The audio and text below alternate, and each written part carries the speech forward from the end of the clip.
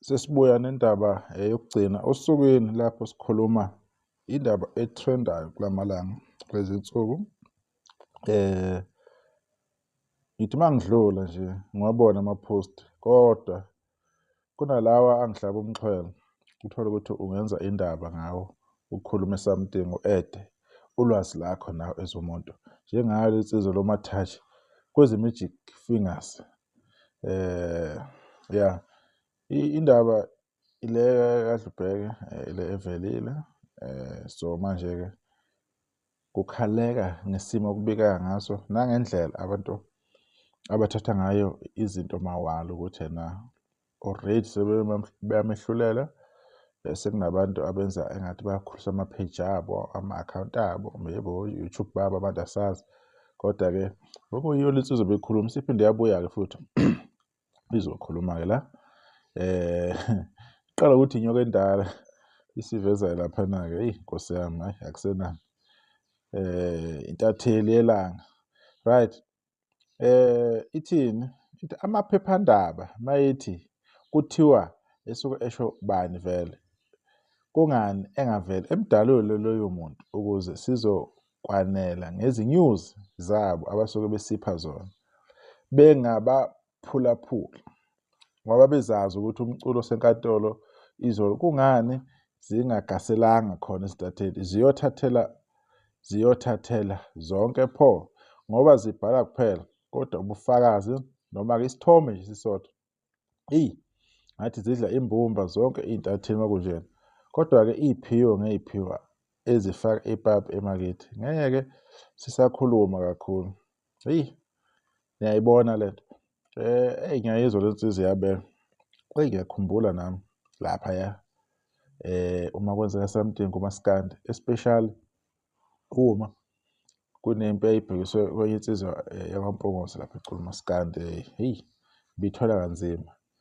Izinto ey'ningi bey'khulunywa laphana ububona ukuthi ba-rough lo mjida lo, and sekunenzondo yeminyaka esingayazi ukuthi ibuyaphi.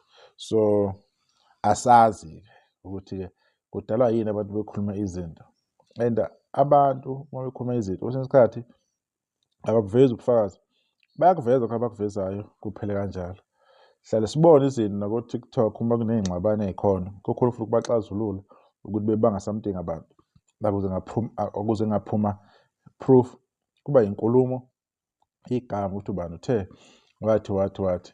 So yizo izinto eziba i-challenge kakhulu lezi empilweni.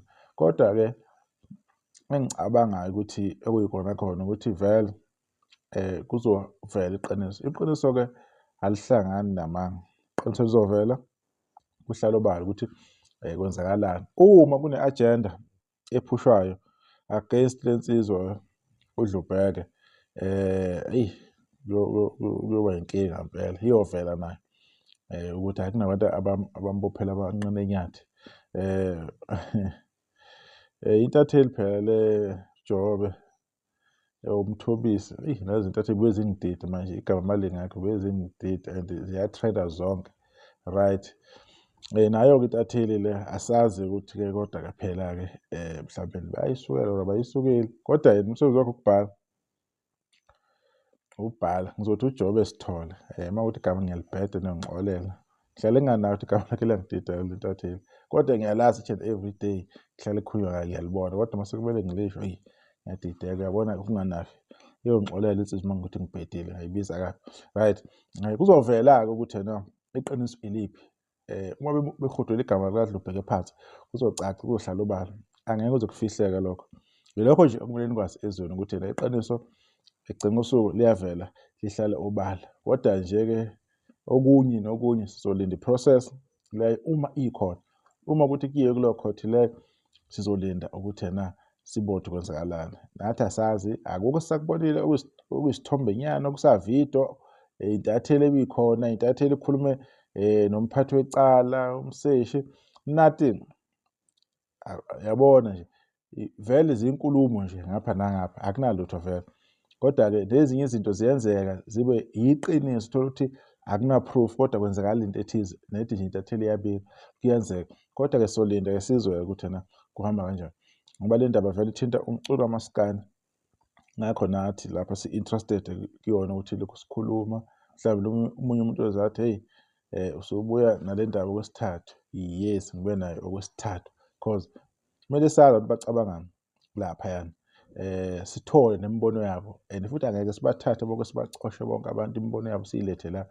Lokho okuthize engizobe ngikutholile ngikuletha la ngizokushare kuzobe ukubonisa ukuthi some of the people bafila kanjani, bacabanga kanjani. Le post-ke ngiyayazi ukuthi ikhulumela okwayo, iphushela nayo okwayo ile post, kodwa-ke inhloso ukukuveza ukuthi shuthi le nto iyaqhubeka iba deep kahle kahle kunalokho besicabanga ukuthi kuyikhona. Njengoba nje seqala-ke sebasey'ndabeni uDlubheka Nkosi yami, bazogandaya-ke igama lakhe belenze zonke izinto iwe abathanda ngakhona because lapha ku-social nasemaphephandabeni i-fairness ayibibikho uma sezikukhalela, nalapho okumele bekucabangele khona bakucabangele vele yikhale. And kufakaza wonke umuntu, nomuntu ongazi lutho nongangene kule nto nongakuthandi nokuthanda bayafakaza kule nto. So igcina kusuka ifamily yakhe, iy'ngane zakho, umuntu ophilisana nayo, yabona nje ukuthi sebe-under i-stress esingakanani. So it's very very challenging kahle kahle le ndaba, kodwa-ke la kwi-The Fire Soweto sobuye uma sekunento kodwa ephathekayo esinye isikhathi, kodwa kwamanje ukuveza nje naye nje i-post yale nsizwa ukuthi iphinde yabuya, mayiphinde ibuye futhi nendaba ehle abahlosile, ngoba amanye ama-post ayahlekisa and akhuluma izinto ey'nesense ethi uma uyicabanga into ubone ukuthi ya uyakhuluma lo muntu lona umqondo wakhe uyasabalala. Sometimes it doesn't mean lokho asuke ekukhuluma kuyiqiniso noma kungamanga, kodwa nje umqondo uthi awusabalalisa umuntu. Kuyajabulisa ukuthi abantu bacabanga differently nangendlela ey'julile. Maybe omunye umuntu ubengakacabangi ngenye indlela. Indaba ethu siyibamba lapho-ke. Ngibonga ithuba nisakahle ku-The Fire Soweto TV. Ngiyabonga.